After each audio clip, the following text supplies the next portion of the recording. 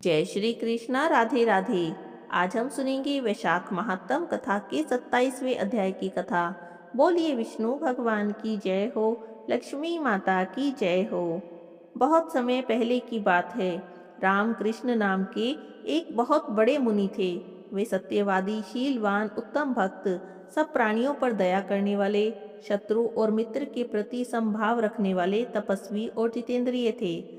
परब्रह्म में निष्ठात और एकमात्र परब्रह्म के आश्रित थे। ऐसे प्रभाव वाले मुनि रामकृष्ण ने एक समय बड़ी कठोर तपस्या की। वे अपने सभी अंगों को स्थिर करके खड़े रहते। वहां खड़े होकर तपस्या करते हुए कई सौ वर्ष बीत गए। उनके सब अंगों पर वाल्मीकि की मिट्टी जम गई। उसने उन्हें आच्छादित कर लिया। तो भी महामुनि रामकृष्ण तपस्या में लगे रहे। उन्होंने वाल्मीकि की कोई परवाह नहीं की। जब इंद्रदेव ने तपस्या करते हुए उन मुनि को देखा तो उन्हें बड़ी चिंता हुई।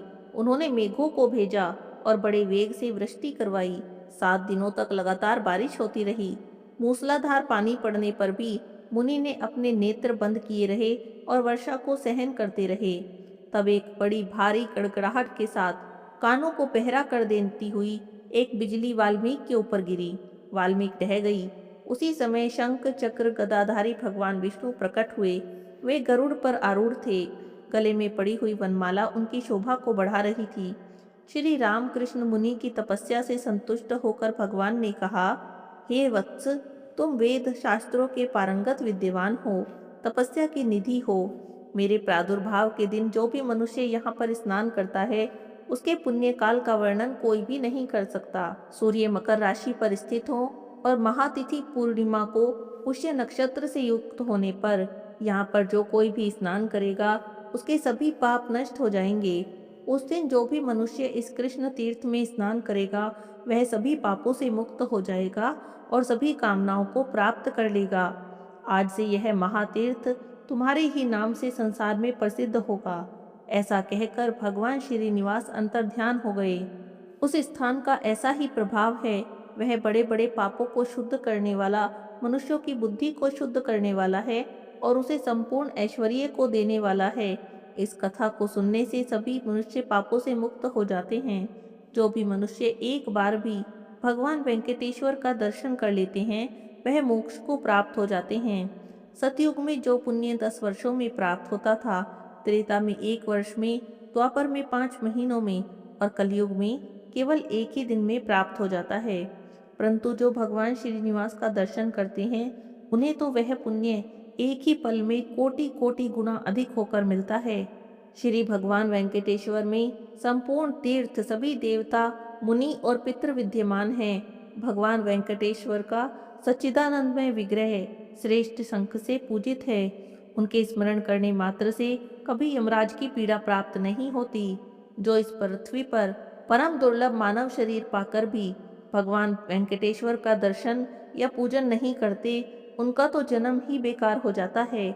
जो इस पृथ्वी पर भगवान वेंकटेश्वर का दर्शन और पूजन करते हैं, केवल उन्हीं का जन्म सफल है और वे ही कृतार्थ हैं।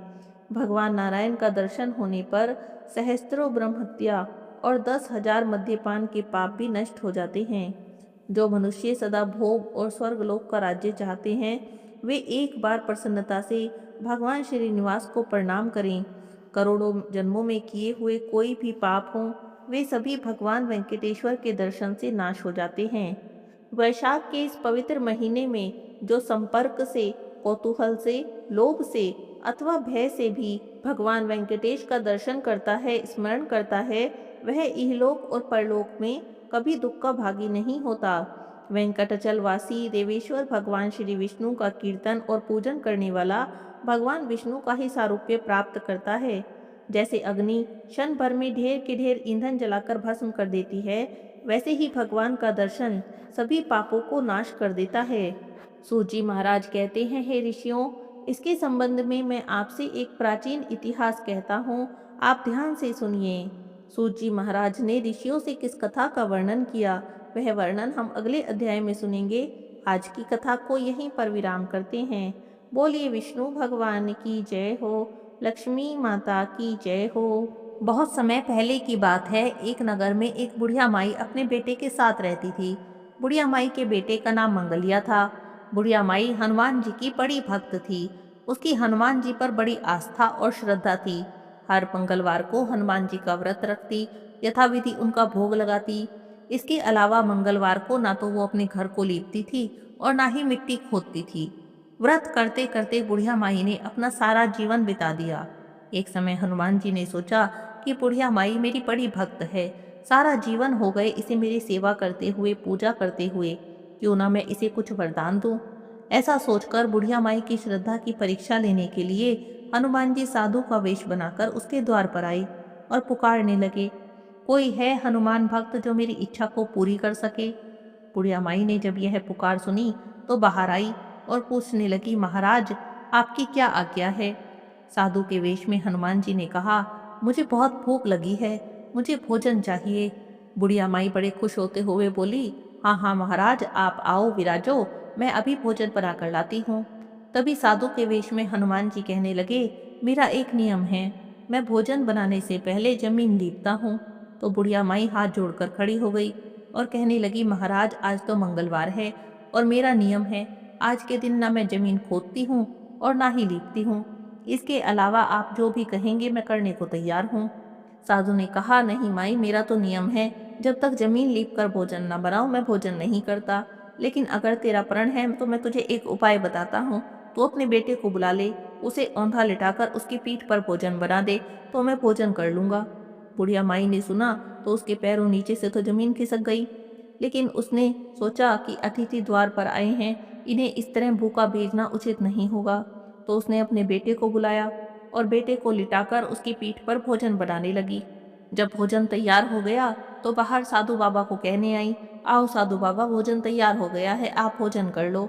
साधु बाबा कहने लगे, तू अपने बेटे को भी बुला ले, वो भी मेरे साथ आकर भोजन करेगा। तो बुढ़िया माई आंखों में आंसू भरकर कहने लगी, अब आप उसका नाम लेकर मेरे दिल को और मत दुखाओ। लेकिन साधु महाराज ने कहा कि तुम अपने बेटे को बुलाओ तो सही। बुढ़िया माई ने जैसे ही अपने बेटे मंगलिया को आवाज लगाई, मंगलिया घर के अंदर से हंसता हुआ बाहर आ गया। मंगलिया को जीता जागता देखकर बुढ़िया माई को बड़ा आश्चर्य हुआ। उसने समझा ये कोई साधारण साधु नहीं है, तो वो कहने लगी, मैं जान गई हूँ आप कोई साधारण साधु नहीं हैं, मुझे अपने असली रूप के दर्शन दो। तब हनुमान जी ने उसे असली रूप के दर्शन दिए। हनुमान जी के पैरों में पड़कर बुढ़िया माई रोने लगी। हनुमान जी ने उसे सभी प्रकार के सुख का आशीर्वाद दिया और अंतर ध्यान हो गए। हनुमान जी की कृपा से बुढ़िया माई के सभी दुख दरिद्र दूर हो गए थे। उसके घर में अन्न धन के भंडारे लग गए थे। उसकी छोटी सी झोंपड़ी महल बन गई थी। हे बजरंगबली भगवान, जैसे आपने बुढ़िया माई के दुख दरिद्र को दूर किया, ऐसे सबके करना। जैसी परीक्षा आपने बुढ़िया माई की ली, ऐसी परीक्षा किसी की भी मत लेना। बोलिए बजरंगबली हनुमान की जय हो। अब आपको सुनाती हूँ वैशाख महीने में नित्य प्रतिदिन सुनी जाने वाली बंदरिया की कहानी। बहुत समय पहले की बात है। किसी नगर में एक राजा था। बहुत ही दयावान, धर्मात्मा और भगवान विष्णु का परम भक्त था। राजा हर साल वैशाख का महीना आने पर पूरे वैशाख महीने में रोज सुबह सवेरे उठकर गंगा जी में स्नान किया करता था। एक समय जब वैशाख का महीना आया तो राजा ने अपने नियम के अनुसार सोचा कि मुझे वैशाख में गंगा स्नान करना चाहिए। राजा के मन में आया, मैं तो इस नगर का राजा हूँ, मुझे पूरा अधिकार है कि मैं सबसे पहले गंगा जी में स्नान करूं। उसने सारे नगर में ढिंडोरा पिटवा दिया। पूरे नगर में कहलवा दिया गया कि वैशाख के महीने में गंगा जी में सबसे पहले राजा जी स्नान करेंगे और बाद में अन्य सभी लोग स्नान करेंगे। यदि कोई भी पुरुष राजा से पहले स्नान करेगा तो उसे वह अपना आधा राज्य दे देगा। यदि कोई महिला उससे पहले स्नान कर लेगी तो वह उससे विवाह कर लेगा। ऐसी मुनादी पूरे नगर में करवा दी गई। और ऐसी मुनादी करवाने के बाद राजा ने गंगा जी के घाट पर कड़ा पहरा भी लगवा दिया। पहरेदार सारी रात गंगा जी पर पहरा देते। राजा सुबह सुबह घाट पर आता और स्नान करता, लेकिन उसे घाट गीला मिलता, पानी हिलता हुआ मिलता। राजा ने तो घाट पर कड़ा पहरा लगा रखा था, परंतु रोज का नियम था, जब भी वह नहाने आता उसे घाट गीला और पानी खिलता हुआ मिलता। क्योंकि घाट के किनारे पर एक पेड़ पर एक बंदरिया रहती थी जो रोज सुबह गंगा जी में स्नान करती थी। अपने पिछले जन्मों के कर्मों से उसे बंदरिया का जन्म मिला था और उसे अपने पिछले जन्म की सारी बातें याद भी थी। पिछले जन्म में वह भगवान विष्णु की भक्त थी, इसीलिए इस जन्म में भी वैशाख का स्नान किया करती थी। धीरे धीरे वैशाख का महीना समाप्त होने को आ रहा था, लेकिन राजा को अभी तक पता नहीं चला था कि उससे पहले स्नान कौन करता है। राजा ने पहरा और भी कड़ा करा दिया। एक दिन की बात है, एक सिपाही ने बंदरिया को स्नान करते हुए निकलते देख लिया, तो उसे पकड़ लिया और राजा जी के सामने ले गए। राजा को बताया गया कि आपके आने से पहले यही बंदरिया स्नान करती है।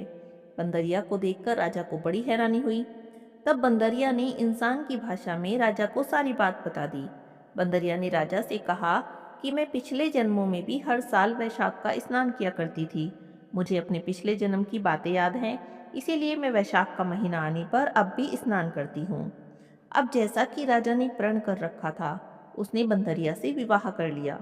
बंदरिया को इस बात का पता था कि यह सब मुझे वैशाख स्नान का ही फल है। उसने राजा से विवाह किया और रानी बन गई। राजा उसे अपने महल में ले आया। राजा की बहुत सारी रानियां पहले से ही थी। वे सभी उस बंदरिया का मजाक बनाती थी। देव योग से बंदरिया गर्भवती भी हो गई। धीरे धीरे 9 महीने का समय भी बीत गया। बच्चा होने का समय अब पास आ रहा था। एक दिन बंदरिया ने राजा से पूछा, जब बच्चा होने को होगा तो मैं आपको बताऊंगी कैसे। राजा ने बंदरिया के कमरे में एक घंटी लगवा दी और कहने लगे, जब भी तुम्हें कोई परेशानी हो तो यह घंटी बजा देना, मैं तुरंत ही आ जाऊंगा। जब बाकी रानियों को उस घंटी के बारे में पता चला, तो वे बंदरिया से पूछने लगी, ये घंटी यहाँ पर क्यों लगाई है। तो बंदरिया ने सीधे स्वभाव में उन्हें सारी बात बता दी। रानियां हंसने लगी और बोली, जरा बजा कर तो देखो राजा जी आते भी हैं या नहीं। बंदरिया ने घंटी बजाकर देखी। राजा जी तो तुरंत दौड़े दौड़े वहां पर आए और पूछने लगे, क्या हुआ है, क्या तुम्हें कोई परेशानी हो रही है। तब बंदरिया बोली, नहीं, मैं तो ये देख रही थी कि मैं घंटी बजाऊंगी तो आप आएंगे भी या नहीं। यह सुनकर तो राजा को बहुत गुस्सा आया। उसने गुस्से में घंटी उतरवा कर रखवा दी। एक दिन बंदरिया को सच में बहुत तेज दर्द होने लगा। तो रानी बोली कि तू अपनी आंख पर पट्टी बांध ले और लेट जा, इससे तुम्हें दर्द कम होगा। वैशाख माह के पुण्य के प्रभाव से बंदरिया को एक सुंदर पुत्र की प्राप्ति हो गई। उसे देखकर तो रानियां जल भुन गई, क्योंकि राजा की रानियां तो बहुत थी, लेकिन किसी भी रानी के कोई संतान नहीं थी।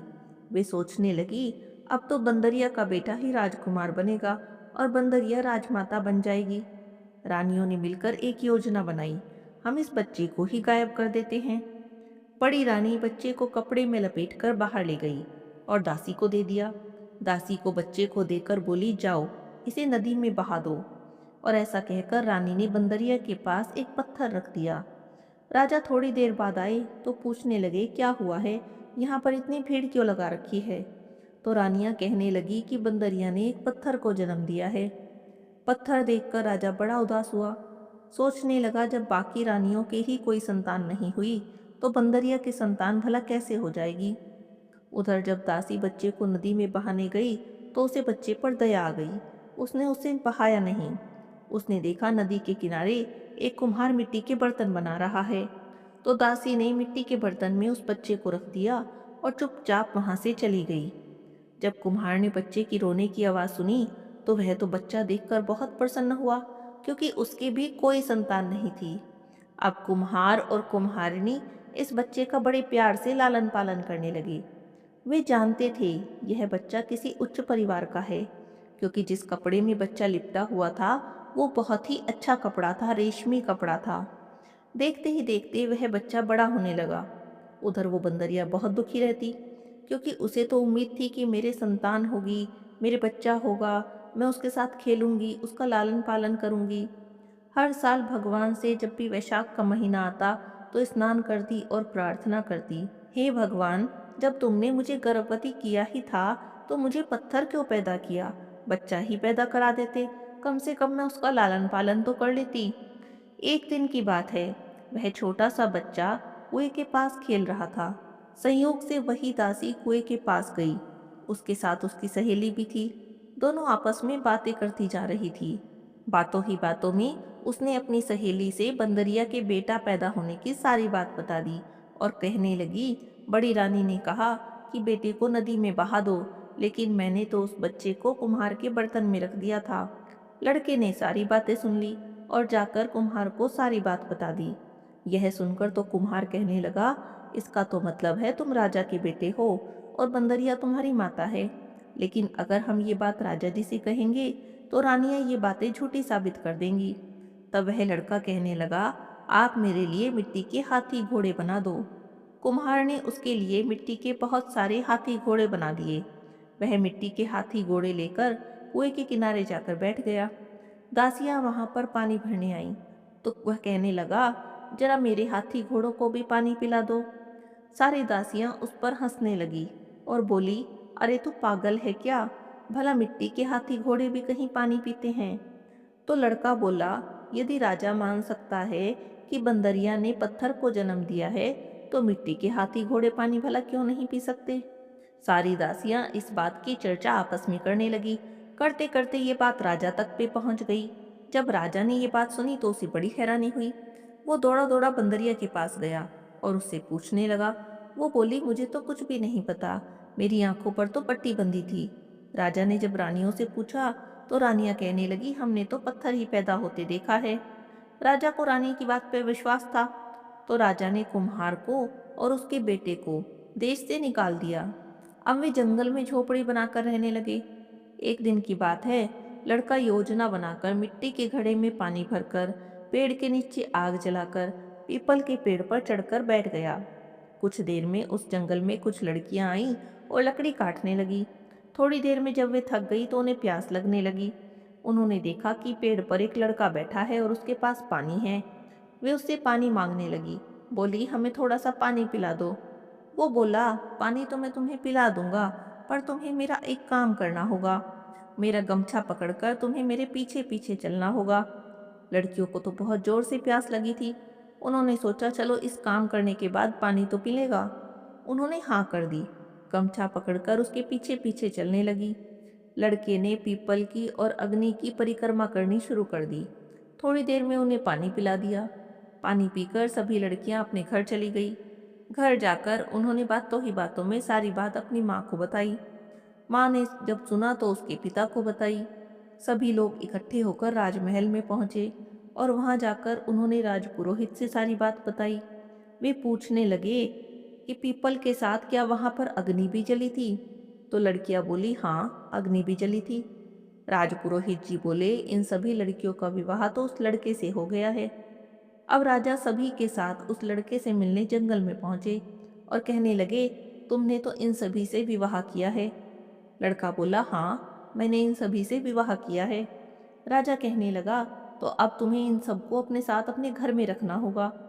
लड़का बोला, मैं तो जंगल में यहाँ वहाँ घूमता फिरता हूँ, मेरे पास कहाँ घर है जो मैं इन्हें रखूंगा। राजा सोचने लगा, ये तो विकट समस्या उत्पन्न हो गई। वो बोला, तुम ऐसा करो, तुम हमारे साथ नगर में चलो, वहीं पर तुम्हारे लिए घर बनवा दूंगा, तुम इनके साथ आराम से रह लेना। अब वह लड़का अपनी पत्नियों के साथ और अपने माता पिता के साथ राजा के महल के पास ही एक घर में रहने लगा। उसकी सभी पत्नियों को समय बीतने के साथ साथ एक एक पुत्र की प्राप्ति हुई। कुम्हार ने एक बहुत बड़े उत्सव का आयोजन किया। राजा और उसकी सभी रानियों को भोजन पर बुलाया। राजा अपनी सभी रानियों के साथ उनके घर गए, लेकिन अपनी बंदरिया रानी को नहीं ले गए। लड़का पूछने लगा, राजा जी, आप अपनी सबसे छोटी रानी को क्यों नहीं लाए? तब राजा कहने लगा, उनकी तबीयत ठीक नहीं है, वे कहीं बाहर आती जाती भी नहीं। लेकिन लड़का कहने लगा, नहीं, आप बंदरिया रानी को भी बुलवाओ। उसने जिद करके बंदरिया रानी को भी वहां पर बुलवा ही लिया। बंदरिया रानी के आते ही लड़के ने उनके पैर छुए, उन्हें पूजा में बिठाया। अपनी सभी पत्नियों से कहने लगा, रानी माँ का आदर करो। सभी पत्नियों ने भी उनके पैर छुए। एक एक करके बच्चों को बंदरिया रानी की गोद में देने लगे। यह सब देखकर राजा की सभी रानियां चिढ़ गई और राजा से बोली, ये तो हमें यहाँ बुलाकर हमारा अपमान कर रहा है, हम यहाँ पर नहीं रुकेंगे। ऐसा कहकर सभी रानियां वहां से जाने लगी। तब वह लड़का कहने लगा, ये मुझे जन्म देने वाली मेरी माता हैं, मैं इनका आदर क्यों ना करूं? राजा ने कहा, ये तुम क्या कह रहे हो? तब उस लड़के ने रानियों की सारी योजना राजा को बता दी और उस दासी से गवाही भी दिलवा दी। यह सुनकर तो राजा को बड़ा क्रोध आया। उसने अपनी सारी रानियों को महल से निकाल दिया और केवल बंदरिया रानी को महल में रख लिया। अब तो राजा बंदरिया रानी के साथ, अपने बेटे के साथ, बहुओं के साथ, पोते पोतियों के साथ महल में रहने लगा और सुख से राज्य करने लगा। हे विष्णु भगवान, जैसी कृपा आपने बंदरिया पर की, जैसा वैशाख माह के स्नान का फल उसको दिया, ऐसा ही फल इस कथा कहानी को कहते सुनते सबको देना। सब पर अपनी कृपा बनाए रखना, सभी को वैशाख स्नान का पूर्ण फल देना, सबकी मनोकामना पूरी करना। प्रेम से कहिए विष्णु भगवान की जय हो, लक्ष्मी माता की जय हो। बोलिए श्री रामचंद्र की जय हो।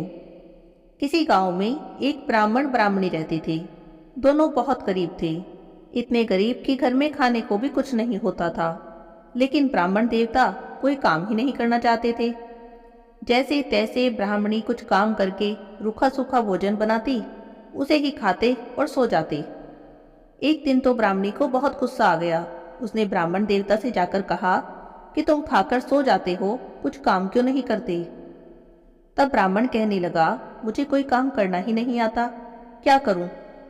तब ब्राह्मणी कहने लगी, पंडित हो, ब्राह्मण हो, कहीं जाकर कथा ही कह दो, कुछ तो दक्षिणा मिलेगी, घर में कुछ पैसे आएंगे। तब वह कहने लगा कि मुझे तो कोई कथा भी नहीं आती। तब ब्राह्मणी बोली, चलो तुम्हें कथा मैं बता देती हूँ। वह ब्राह्मण को कथा सुनाने लगी। वह बोली, राम बड़े लक्ष्मण छोटे, वह बैठे अम्बे की डाली, वह बैठे चंबे की डाली, मिट्टी का दशरथ बनावे, माखन मिश्री का भोग लगावे, दे परिक्रमा घर को आवे। बस इतनी सी कथा है, घर घर जाकर सुना दो। ब्राह्मण देवता ने ये पंक्तियां रख ली। जल्दी से पीली धोती पहनी, टोपी लगाई, तिलक छापे लगाए और कथा सुनाने के लिए चल दिए। चलते चलते बहुत दूर निकल गए, लेकिन किसी ने भी कथा नहीं सुनी। एक जंगल में घुस गए। उस वन में राम जी, लक्ष्मण जी, सीता जी आकर ठहरे हुए थे। सीता जी का नियम था, जब तक किसी ब्राह्मण के मुख से कथा नहीं सुन लेती थी, ना तो रसोई बनाती थी और ना ही खाती थी। लक्ष्मण जी बोले, मैया बहुत भूख लग रही है। तब सीता जी कहने लगी, भैया अभी मेरा ब्राह्मण के मुख से कथा सुनने का नियम पूरा नहीं हुआ। जब तक कथा नहीं सुन लूंगी भैया, मैं रसोई नहीं बना सकती। अब लक्ष्मण जी सोचने लगे कि यहाँ इस घने जंगल में ब्राह्मण कहाँ से मिलेगा। राम जी बोले, चलो भैया लक्ष्मण, हम ही ढूंढ लाते हैं किसी ब्राह्मण को। दोनों ब्राह्मण ढूंढने चल दिए। चलते चलते लक्ष्मण जी एक ऊंचे से पेड़ पर चढ़ गए। सोचने लगी कि ऊंचे से देखूंगा तो दूर तक का दिखेगा। ऊंचे से चढ़कर देखा तो देखा सामने से कोई चला आ रहा है। पीली धोती पहन रखी है, टोपी लगा रखी है, तिलक छापे लगा रहे हैं। तो सोचने लगे, देखने में तो ब्राह्मण लग रहा है। नीचे उतर कर आए। राम जी से बोले, भैया लगता है सामने से कोई ब्राह्मण आ रहा है। जब ब्राह्मण पास आ गए तब लक्ष्मण जी पूछने लगे, भाई तुम कौन हो। कहने लगा, मैं पंडित हूँ, कथा सुनाने जा रहा हूँ। तब लक्ष्मण जी बोले, तुम हमारे साथ चलो, हमारी भाभी माँ को कथा सुना देना। ब्राह्मण बोला, कथा ऐसे नहीं सुनाऊंगा, दक्षिणा देनी पड़ेगी। लक्ष्मण जी बोले, भैया तुम चलो तो सही, हम तुम्हें दक्षिणा भी दे देंगे। ब्राह्मण उनके साथ चला गया। वहां जाकर देखा तो सीता जी बैठी थी। वहां जाकर कहने लगा, चावल ले आओ, पानी का लोटा ले आओ और घंटी ले आओ, मैं तुम्हें कथा सुना दूंगा। सीता माता चावल ले आई, पानी का लोटा ले आई, घंटी ले आई। वो कथा सुनाने लगा। अब उसको कथा कहनी आती तो थी नहीं, पत्नी से सीख कर आया था, इसीलिए सब गड़बड़ हो गई। कथा सुनाने बैठा तो कहता क्या है, लक्ष्मण बड़े राम छोटे, वे बैठे अम्बे की डाली, वे बैठे चंबे की डाली, मिट्टी का दशरथ बनावे, माखन मिश्री का भोग लगावे, दे परिक्रमा घर को आवे। ब्राह्मण की कथा सुनकर राम जी तो लक्ष्मण जी से कहने लगे, भैया लक्ष्मण, इसने तो तुम्हें बड़ा बताया है, अब तो दक्षिणा तुम्हें ही देनी पड़ेगी। लक्ष्मण जी बोले, राम भैया कैसी दक्षिणा, इसकी तो बुद्धि मलिन है, मूर्ख व्यक्ति है, कहीं राम से भी दुनिया में कोई बड़ा है। तब राम जी बोले, नहीं भैया, इसने तुम्हें बड़ा बताया है, कथा सुनाई है तो दक्षिणा तो तुम्हें देनी ही पड़ेगी। अब राम जी की बात मानकर लक्ष्मण जी ने उसे एक हीरे की अंगूठी दे दी। अंगूठी लेकर चल दिया। बहुत खुश होता आ रहा था, मेरी तो गरीबी मिट गई, अब तो मुझे रोज रोज कथा सुनाने भी नहीं आना पड़ेगा। चलते चलते एक नदी आ गई, उसे प्यास लगी थी। उसने सोचा, चल थोड़ा पानी पी लूं। नदी में पानी पीने के लिए बैठ गया। पानी पीने के लिए जैसे ही नदी में हाथ डाला, वह अंगूठी हाथ से निकलकर नदी में बह गई। सिर पीटने लगा, ये क्या हो गया? बड़ी मुश्किल से कुछ कमाई हुई थी, वो भी पानी में बह गई। खैर कोई बात नहीं, रोता पीटता अपने घर आ गया। ब्राह्मणी ने पूछा, क्या लाए हो? वो बोला, लाता तो बहुत कुछ, लेकिन सब नदी में बह गया। ऐसा कहकर उसने सारी बात बता दी।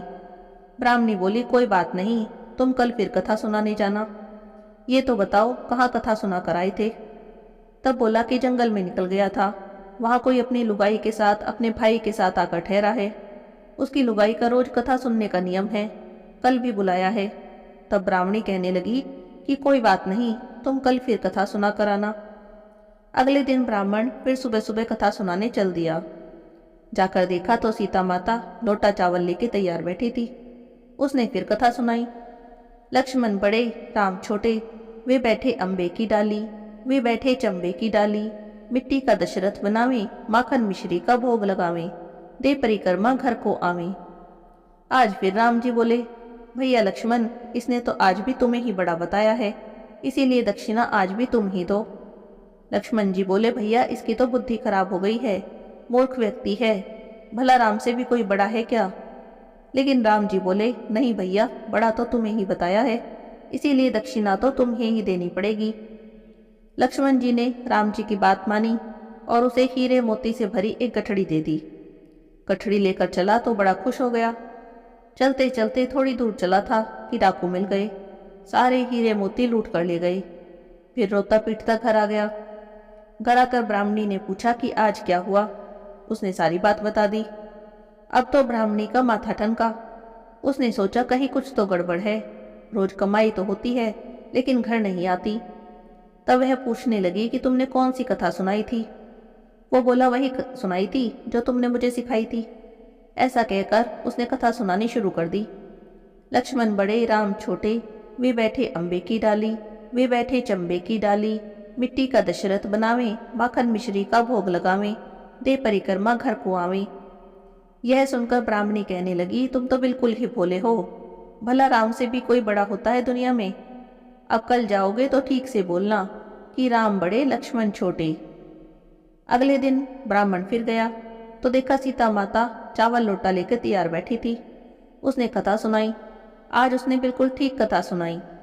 राम बड़े लक्ष्मण छोटे, वे बैठे अम्बे की डाली, वे बैठे चंबे की डाली, मिट्टी का दशरथ बनावे, माखन मिश्री का भोग लगावे, दे परिक्रमा घर को आवे। उसकी कथा सुनकर लक्ष्मण जी तो खुश हो गए और कहने लगे, भैया आज तो इसे अकल आ गई, आज इसने आपको बड़ा बताया है, आज तो दक्षिणा आपको ही देनी पड़ेगी। अब राम जी मुस्कुराए, आगे आकर बोले, भाई मेरे पास क्या है? कहते कहते अपने पैरों के नीचे से मिट्टी उठाई, उसकी एक पोटली बनाई और उसे दे दी। अब ब्राह्मण का माथा ठनका, कहने लगा, दिया भी तो क्या, मिट्टी। बड़बड़ करता घर आ गया। ब्राह्मणी को उल्टा सीधा बोलने लगा, रोज तो सोना चांदी हीरे मोती मिलते थे, आज ये मिट्टी मिली है। मिट्टी लेकर जो घर आया तो रास्ते पर बड़बड़ करता रहा। घर जाकर ब्राह्मणी पूछने लगी, क्या बात है, गुस्से में बड़बड़ क्यों कर रहे हो? वह कहने लगा, पूछे मत, मेरा दिमाग खराब है। वो बोली, बताओ तो सही क्या हुआ? उसने सारी बात बता दी। तूने जैसा कहा था आज वैसी कथा सुनाई, तो आज ये मिट्टी की पोटली मिली है। मिट्टी की पोटली लेकर ब्राह्मणी ने माथे से लगा ली। कहने लगी कि पति की पहली कमाई है। उसने थोड़ी सी मिट्टी अपने माथे पे लगाई, थोड़ी सी ब्राह्मण के माथे पे लगा दी। तो वो बोला, क्या कर रही है, पागल हो गई है क्या? वो बोली, नहीं पागल नहीं हुई हूँ, आज कम से कम तो तुम कुछ घर तो लेकर आए। रोज सोना चांदी हीरे मोती मिलते थे तो रास्ते में ही लुटा आते थे, आज मिट्टी मिली, कम से कम घर तो आई, इससे कुछ तो होगा, और कुछ नहीं चूल्हा ही लीप लूंगी। ऐसा कहकर ब्राह्मणी ने थोड़ी सी मिट्टी से चूल्हा लीप लिया, थोड़ी सी मिट्टी पानी में मिलाई, पूरे घर में छिंटा मार दिया और बाकी बची मिट्टी को पति की पहली कमाई समझकर मंदिर में रखाई। रात को दोनों सो गए। अगले दिन सुबह उठकर देखते हैं तो पूरा घर जगमग हुआ पड़ा है, हीरे मोती के ढेर लगे पड़े हैं, अन्न धन के भंडारे भरे पड़े हैं, पूरे घर में धन ही धन हो रहा है। ब्राह्मण की तो सातों जन्मों की गरीबी दूर हो गई। अब ब्राह्मण की समझ में आ गया कि राम बड़े और लक्ष्मण छोटे। ये तो राम जी का ही चमत्कार है। मिट्टी को भी हाथ लगाया तो सोना चांदी हीरे मोती बन गई। बोलो सीता माता की जय हो, रामचंद्र की जय हो, जय श्री राम, जय श्री राम, जय श्री राम। एक तपसी था और एक लपसी था। तपसी तो भगवान की तपस्या करता और लपसी रोज सवा सेर की लापसी बनाता, भोग लगाता, घंटी बजाता और जीम लेता। एक दिन दोनों में झगड़ा हो गया। तपसी बोला कि मैं बड़ा हूँ, लपसी कहने लगा कि नहीं मैं बड़ा हूँ। तपसी बोला कि मैं रोज भगवान की तपस्या करता हूँ, इसीलिए मैं ही बड़ा हूँ। लपसी बोला कि मैं रोज भगवान को सवा सेर की लापसी का भोग लगाता हूँ, इसीलिए मैं बड़ा हूँ। दोनों आपस में झगड़ रहे थे। नारद जी वहां से गुजरे तो दोनों को झगड़ते देखा। पूछने लगे कि क्यों झगड़ रहे हो। तब दोनों ने अपनी अपनी बात कह दी। नारद जी बोले कि तुम लोग आपस में झगड़ा मत करो, तुम में से कौन बड़ा है इस बात का फैसला मैं कर दूंगा। अगले दिन सुबह सुबह तपसी और लपसी दोनों नहा कर आ रहे थे। नारद जी ने दोनों के रास्ते में सवा सवा करोड़ की अंगूठी रख दी। तपसी ने अंगूठी देखी तो उसने तुरंत उठा ली। इतनी कीमती अंगूठी देखकर उसके मन में लालच आ गया। सोचने लगा कि बड़ी कीमती अंगूठी है, इसे बेचूंगा, बहुत सारे पैसे मिलेंगे। उन पैसों से एक बहुत बड़ा यज्ञ करूंगा और अपने आप को बड़ा साबित कर दूंगा। उधर लपसी ने अंगूठी देखी तो सोचने लगा, अरे किसी की कीमती अंगूठी गिर गई है, लेकिन उसने अंगूठी को हाथ तक नहीं लगाया। सोचने लगा कि कहीं मैंने उठा ली तो चोर डाकू मेरे पीछे पड़ जाएंगे, कहीं मुझे मार दिया तो। वो तो रोज की तरह सवा सेर की लापसी बनाई, भगवान को भोग लगाया, घंटी बजाई और जीव लिया। थोड़ी देर में नारद जी वहां पर आए। दोनों कहने लगे कि बताओ नारद जी, हम दोनों में से कौन बड़ा है। तो नारद जी बोले कि दोनों खड़े हो जाओ। दोनों खड़े हो गए। जैसे ही दोनों खड़े हुए, तपसी के पैर के नीचे से अंगूठी निकली जो उसने तपस्या करते टाइम अपने पैर के नीचे छुपा ली थी। तो नारद जी तपसी से बोले कि इतनी तपस्या कर ली तूने, पर तेरे मन का लालच अभी तक नहीं गया। जा, अब तुझे तेरी तपस्या का भी कोई फल नहीं मिलेगा। इतना सुनना था कि तपसी तो जोर जोर से रोने लगा। रोते रोते नारद जी के पैरों में गिर गया। बोला, महाराज दया करो और बताओ कि मुझे मेरी तपस्या का फल कैसे मिलेगा। तब नारद जी बोले कि जो अपने घर में गाय कुत्ते की रोटी नहीं बनाएगा तो उसकी तपस्या का फल तुझे मिल जाएगा। दीवा जलाकर हाथ नहीं जोड़ेगा, ब्राह्मण को भोजन कराकर दक्षिणा नहीं देगा, तब उसकी तपस्या का फल तुझे मिल जाएगा। साड़ी देकर भेंट नहीं देगा तो उसकी तपस्या का फल तुझे मिल जाएगा। जो सारी कहानी कहकर तेरी कहानी नहीं कहेगा, तब उसके सारे पुण्य, सारे फल तुझे मिल जाएंगे।